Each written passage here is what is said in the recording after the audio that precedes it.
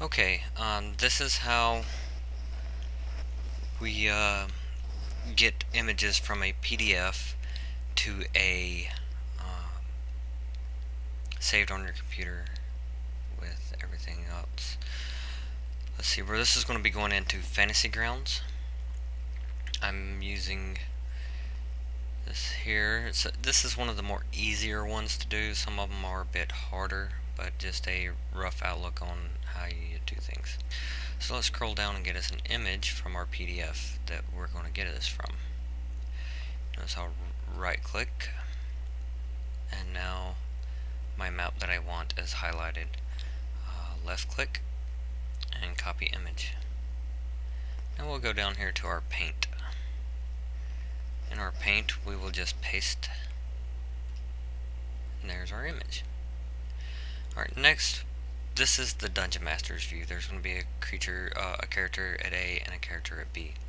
I need this for my players, and they don't need to know what's in store for them until I'm ready for them to find it. So let's change this up a bit. I'll make sure that I'm in a rectangular selection, which is normally default. That's in this type of square. Let's find a clean square that looks a lot like it, and I'll hold down my left click, and then there we go. There's two ways to do this. I can hit Control C and make a copy, or I can just right click and click copy.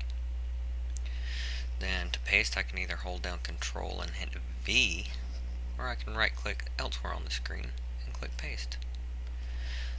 There's our tile.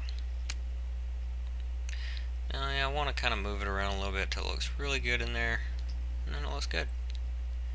We can zoom in, see how well I did. I think it looks great. Okay.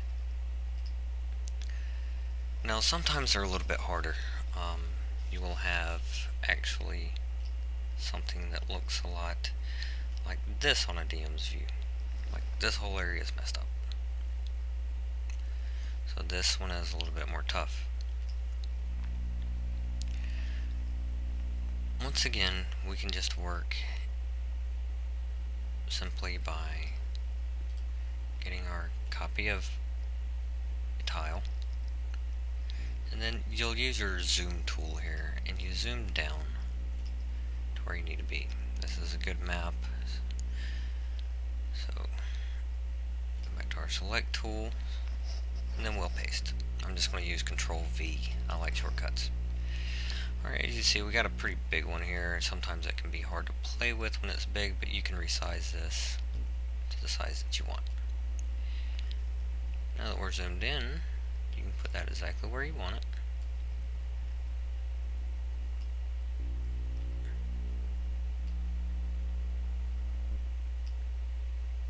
And that should actually do. Unfortunately, seeing that we have these little lines on our textiles, that's not going to look good because they're really small here, very big here.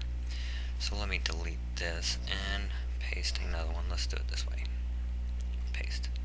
I just left click and paste. So let's use our original image size. If you need to move it a little bit, you can, but try to keep it minute, very small. Well, that looks good. Right click, paste. Let's get it. I don't want to give too much away. That looks good. Paste. There we go. And of course we can clean up all of these. Let's pull that off a little bit. I like that shadow effect that's there. I'll show you how to get rid of that here very shortly.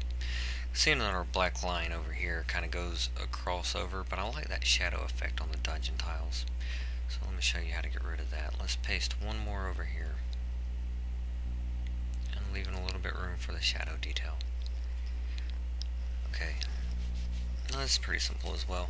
To get that little shadow right before the line, use this tool here, color picker. You pick the color right next to it that you want. Make sure you're on the type of brush that you want. Oh, I accidentally picked black. Sorry. There we go. That's too big of a brush. Let's make it smaller. There we go. One little dot. Then we'll just dot in what we want.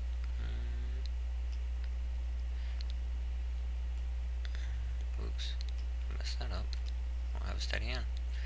Lots of times I actually do this one click at a time. Click, click, click. That takes forever. Get you a steady hand going on it. There you go.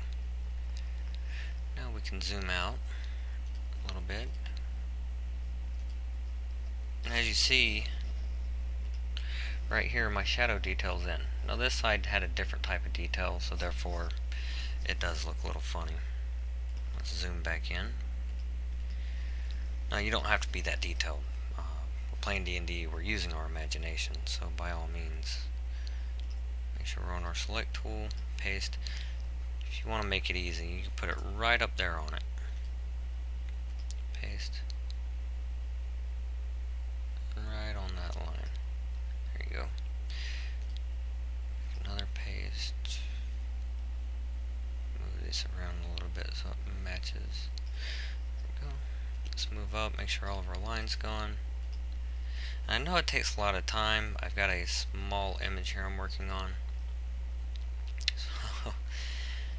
But it's really not that bad once you get the hang of it. It's just copy, paste, copy, paste. Yeah. Now let's go back to our zoom and zoom out. See how she looks. Oops, too much. I think that looks great. Another thing you can do in a large area where you have the same thing, that your DM's view goes over the lines. You can go ahead and select your lines. Select these lines. I'm going to use my shortcuts, Control C, then Control V. Now you just got to be real careful and line those lines up just right.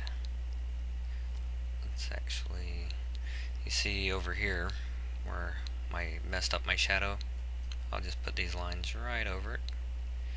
Make sure they line up both sides, both ways.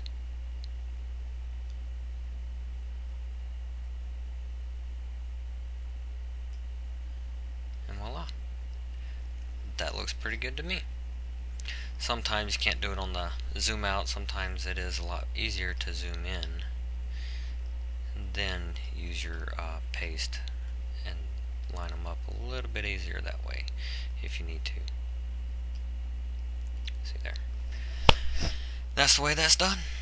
Pretty simple to get a PDF DM's view to a image file that you can use in Fantasygrounds. We just simply save this. Let's save this. Untitled will work. Untitled 3. So we're done here. I'm not done with this PDF. I might have to do some more work, more reading later on. We'll go to All Programs, on Fantasygrounds, Application Data folder, and we go to our campaigns. Campaign that we're currently running.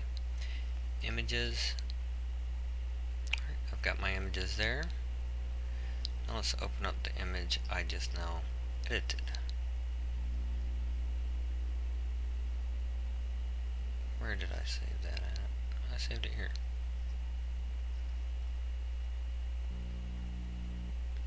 Right here. So we'll just click and drag up to there. And there it is. A perfect file for Fantasygrounds.